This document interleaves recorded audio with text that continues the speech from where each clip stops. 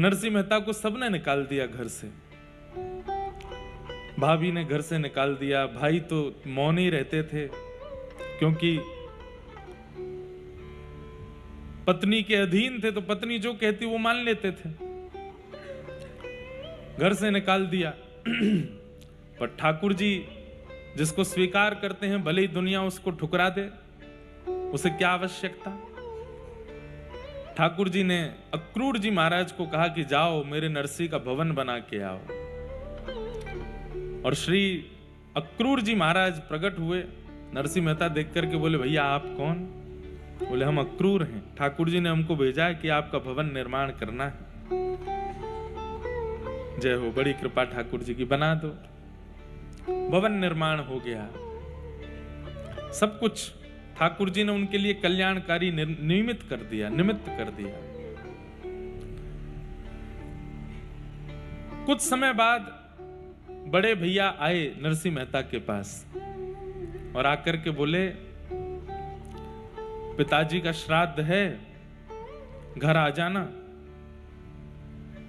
भले ही हम अलग अलग रहते हैं लेकिन पिता का श्राद्ध तो साथ ही करेंगे।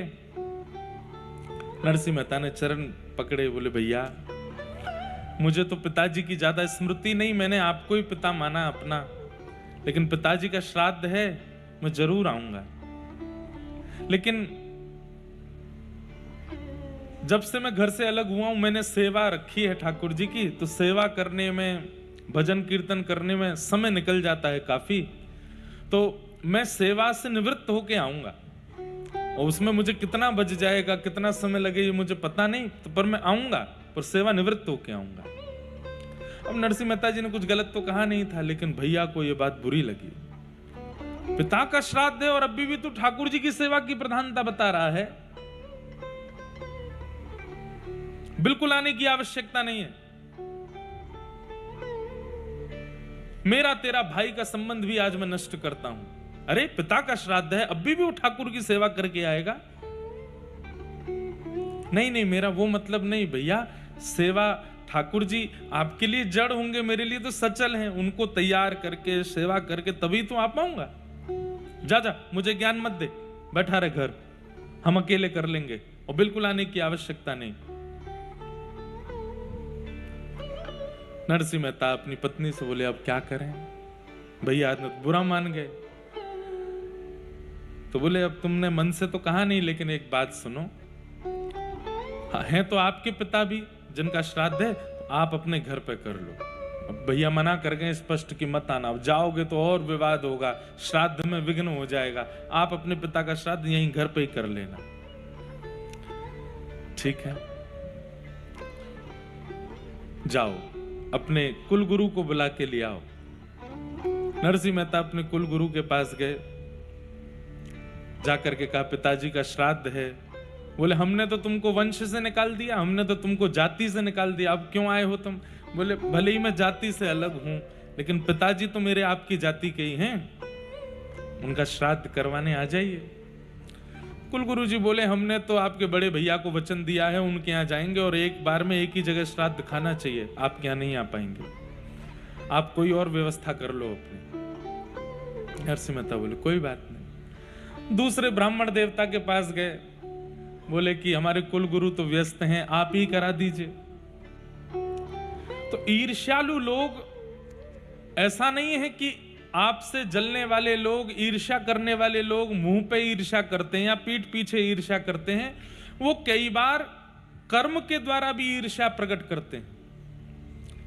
जैसे महाभारत में कथा आती है ना कि भृगु ऋषि को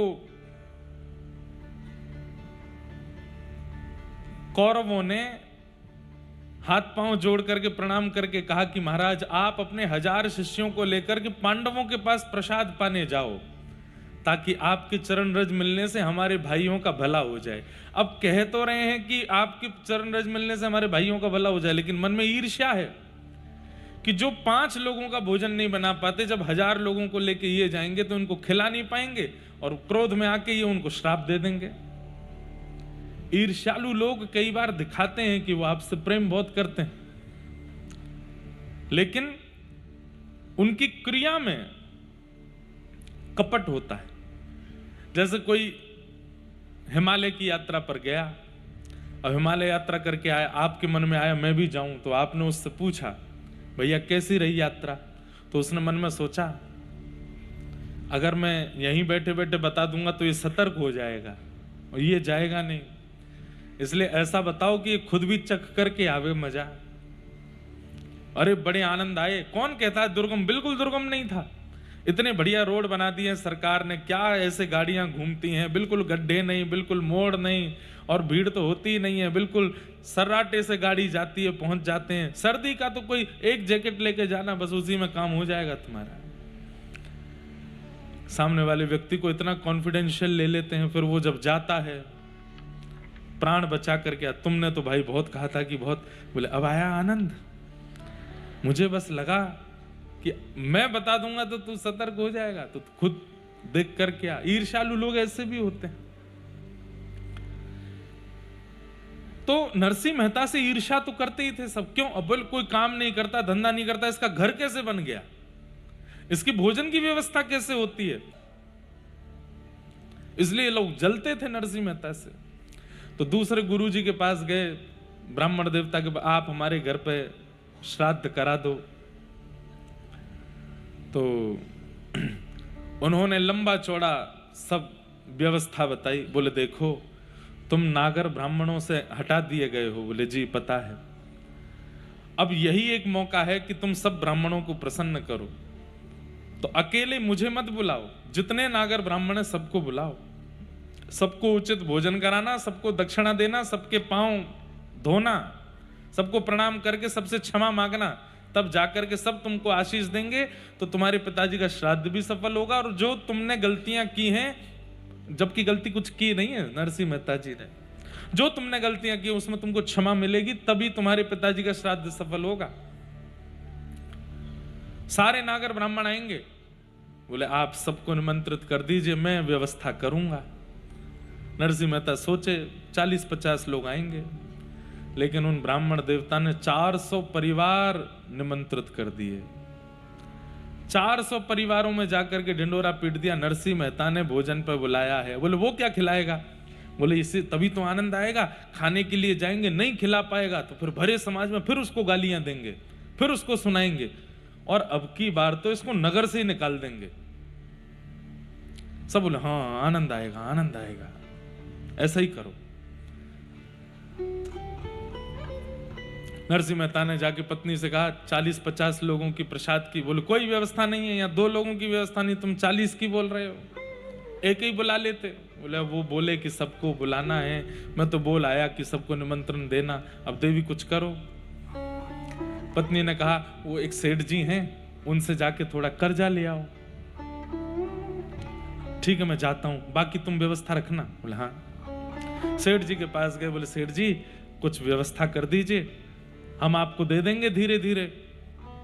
अच्छा, नरसिंह मेहता कीर्तन करते थे, कीर्तन में कोई कुछ देने का प्रयास करता था तो नरसिंह मेहता जी रखते नहीं थे, कोई दे भी देता था तो तुरंत भंडारा कर देते थे। या फिर कभी कोई देने की इच्छा रखता तो नरसिंह मेहता कहते उनसे हमने इतना लिया है, आप उनको दे आओ, अपने पास नहीं रखते थे। अकिंचन, निष्किंचन। तो सेठ जी के पास जाकर के नरसिंह मेहता बोले पिताजी का श्राद्ध करना है, आप थोड़ी सेवा कर दो। सेठ जी बोले कर दूंगा, पर बदले में हमको क्या मिलेगा? बोले मैं धीरे धीरे चुका दूंगा, ब्याज भी लगा देना आप। सेठ जी बोले हमको देखो ब्याज सहित चुकाने की आवश्यकता नहीं, आप तो जितना लोगे उतना चुका देना बाद में, उससे पहले ब्याज के रूप में हमको कुछ और दो। बोले क्या? कीर्तन सुनाओ, बैठ के थोड़ा कीर्तन सुना।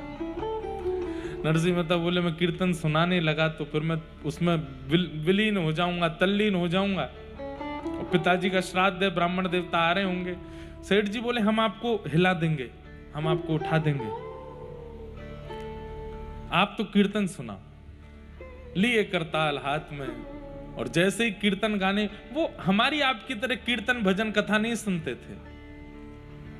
नरसिंह मेहता तो जैसे ही कीर्तन में प्रवेश करते, देह की सुध नहीं रहती थी, कहीं और पहुंच जाते थे।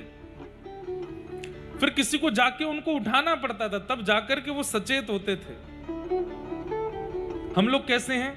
हमको बार बार सावधान करना पड़ता है, इधर देखो, कथा सुनो, बार बार कहना पड़ता है फोन मत चलाओ। नरसिंह मेहता कैसे हैं, उनको उठाना पड़ता है कि संसार भी देखना है, कीर्तन में ही मत रहो। बंधुओं, कभी आपने विचार किया संतों के, महापुरुषों के, वैष्णवों के चेहरे में ऐसा कौन सा आकर्षण होता है कि हम हजारों रुपया खर्च करके भी इतने सुंदर नहीं दिखते और वो बिना साबुन लगाए भी इतने बढ़िया क्यों लगते, क्यों लगते? हमारे वृंदावन के महापुरुष महात्मा रज का तिलक लगाते हैं, चंदन का तिलक लगाते हैं, रोली तिलक लगाते हैं, जटाएं बढ़ा करके रखते हैं, दाढ़ियां बढ़ा करके रखते हैं, 2 जोड़ी कपड़ा पहन करके घूमते हैं, लाखों का पलस्तर करने वाले मुख पे उनके सामने फीके लगते हैं, वो इतने सुंदर लगते हैं। ये आकर्षण उनके अंदर कहां से आया? उनकी वाणी का आकर्षण, उनके रूप का आकर्षण, उनके आचरण का आकर्षण, उनका उठना बैठना चलना फिरना सब कुछ इतना आकर्षित क्यों होता है? क्योंकि हम लोग संसार में व्यस्त रहते हैं, ठाकुर जी के लिए समय कभी कभी निकालते हैं, और वे ठाकुर जी में व्यस्त रहते हैं, संसार के लिए कभी कभी समय निकालते हैं। ये अंतर है। हम आप सब लोग तो संसार में ही व्यस्त रहते हैं, कथा में भी आ जाते हैं तो भी संसार नहीं छोड़ते, तो भी यहां पर वही चिंतन बना रहता है। थोड़ा भूल करके बैठिए, कम से कम कथा में जितनी देर व्यास जी बैठे हों सन्मुख, उतनी देर तो आप लोगों को, अब यहाँ तो क्या कहने, आज हमको सुबह वीडियो दिखा रहे थे, 8 बजे से बालक यहाँ आकर के कीर्तन कर रहे हैं, सुबह 8 बजे से 9 बजे से। उनको बोलते हैं कि आपके लिए प्रसाद की व्यवस्था कर दें, आपको भोजन पानी कर लो भाई, सुबह से आप आ जाते हो। सब कह रहे हैं, बोले कि नहीं, इतनी सुंदर कथा महाराज जी आके सुनाएंगे, उसी से पेट भर जाता है हमारा, तो उसी से प्यास पूरी हो जाती है। नरसिंह मेहता जैसे आज भी हैं, और भैया ऐसों की कितनी बलैया लूं। मेरी तरफ से जो सुबह सुबह जल्दी आ जाते हैं ना, नेक नेक डिटोना लगा देना काजल का, कोई की नजर नहीं लगे आपको। इतना प्रेम, इतना भाव आप सबके चित्त में है। तो नरसिंह मेहता कैसे हैं? लग गए कीर्तन में, और कीर्तन में लगे, यहां जैसे ही गाने लगे, सामने वाले सेठ जी भी तल्लीन हो गए। द्वारिकाधीश विचार किए, ए नरसिंह, वहां घर पे ब्राह्मण आ रहे हैं सारे तेरे, कितना तू कीर्तन में व्यस्त हो जाता है, तेरे को सब जगह से बचाता हूं, तू फिर जाके फंस जाता है। ठाकुर जी बोले, भैया नरसिंह, अब तो कीर्तन से तुम उठोगे नहीं, और पिताजी का श्राद्ध होना है। ठाकुर जी ने रुक्मणी जी से कहा, रुक्मणी जी संभालो जरा मोर्चा, द्वारिका संभालना, मैं आता हूं थोड़ी देर में। कहां जा रहे हो? बोले अभी आता हूं। ठाकुर जी ने तुरंत नरसिंह मेहता का रूप धारण किया, घर पहुंच गए नरसिंह मेहता के, बैलगाड़ियों में सामान लेकर के, जैसे मानो मंडी से सारी सब्जियां खरीद करके लाए हों। पत्नी से कहा, देवी सेठ जी ने पैसे दे दिए हैं, बढ़िया सब सामग्री लाया हूं, बनाओ, तैयारी करो। ठाकुर जी पहुंच गए। पत्नी बोली, अकेली थोड़ी, आप भी लगो साथ में। ठाकुर जी बोले, हाँ कुछ सब्जी मैं भी अमनिया करता हूं। लगे नरसिंह मेहता की तरह अमनिया कर रहे हैं, सब्जी बना बना करके काट काट करके दे रहे हैं। पत्नी सिद्ध कर रही है, अरे भाई यहां सौभाग्य नरसिंह मेहता का नहीं है, यहां सौभाग्य नरसिंह मेहता की पत्नी का भी नहीं है, सौभाग्य तो नरसिंह मेहता के पिताजी का है कि श्राद्ध करने ठाकुर जी आए, और श्राद्ध की प्रसादी भी अपने हाथ से सिद्ध कर रहे हैं। वहां नरसिंह मेहता कीर्तन में आनंदित हैं, नेत्रों से अश्रुधार, और दोनों सेठ जी और नरसिंह मेहता नृत्य करके कीर्तन कर रहे हैं। ठाकुर जी ने बढ़िया, इनके बालकों को भी कहीं श्राद्ध खाने की आवश्यकता नहीं है, इसी से ही घर चल जाना है, अब कहीं आने जाने की आवश्यकता नहीं है। घर में इतना धन हो गया कि 2-3 समय का भोजन रोज मिल जाएगा जीवन पर्यंत। सब ब्राह्मण हृदय से लगाने लगे, वाह नरसिंह तुमने कमाल कर दिया।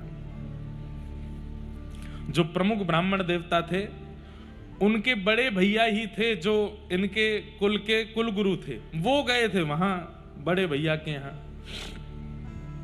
बड़े भैया के यहाँ 4-5 ब्राह्मणों ने प्रसाद पाया, श्राद्ध आदि कराया। तो नरसिंह मेहता जी के बड़े भैया ने सबको, उस समय में नगर में सबसे बड़ी दक्षिणा नरसिंह मेहता जी के बड़े भैया ही देते थे। कितनी दक्षिणा देते थे? 1.5 रुपया। कितना? ₹1.5। और 1.5 को बहुत मानते थे। 1.5 रुपया देख करके सब ब्राह्मण एक दूसरे का चरवा देखो कितनी बढ़िया दक्षिणा मिली है। वो नरसिंह मेहता के यहाँ 4000 गए हैं, क्या करके आए होंगे, मार पिटाई चल रही होगी वहां। तो देखते हैं नरसिंह मेहता निकाल दिया कि नहीं नगर से। ये लोग श्राद्ध खा करके निकले तो देखे सामने से नाचते गाते हुए नागरवंशी ब्राह्मण सब उछल कूद करते हुए आ रहे हैं। इन लोगों ने जाके कहा क्या हुआ? अरे क्या हुआ महाराज, आज तो नरसिंह मेहता ने आनंद कर दिए। बोले कैसे आनंद? बोले हम बाद में बताएंगे, पहले तुम बताओ, तुम उसके बड़े भैया के यहाँ गए, कितनी दक्षिणा मिली? हमको 1.5 रुपया। 1.5 रुपया दिया है, छोटी बात है क्या? तुम लोग बता दो, 54 58 कितना दिया है? 1 पैसा 2 पैसा। सारे ब्राह्मण हंस करके बोले सोने की मोहर दी है, 12 सोने की मोहर। क्या प्रसाद, क्या खीर, क्या पूड़ी, क्या सब्जियां। अरे भैया नरसिंह मेहता ने तो आनंद कर दिए। इतना आनंद? बोले जी पता नहीं कहां से कौन देता है, नरसिंह मेहता पे आती कहां से ये चीजें। यहां पर सब ब्राह्मण चले गए। ठाकुर जी बोले अब इनकी पत्नी पर कृपा कर दूं थोड़ी। तुरंत बैठ गए। देवी सब ब्राह्मणों ने पा लिया, खूब प्रेम से आज पिताजी का श्राद्ध हो गया, अब जो बच्चा है वो हमको पवाओ। हाँ आप विराजो।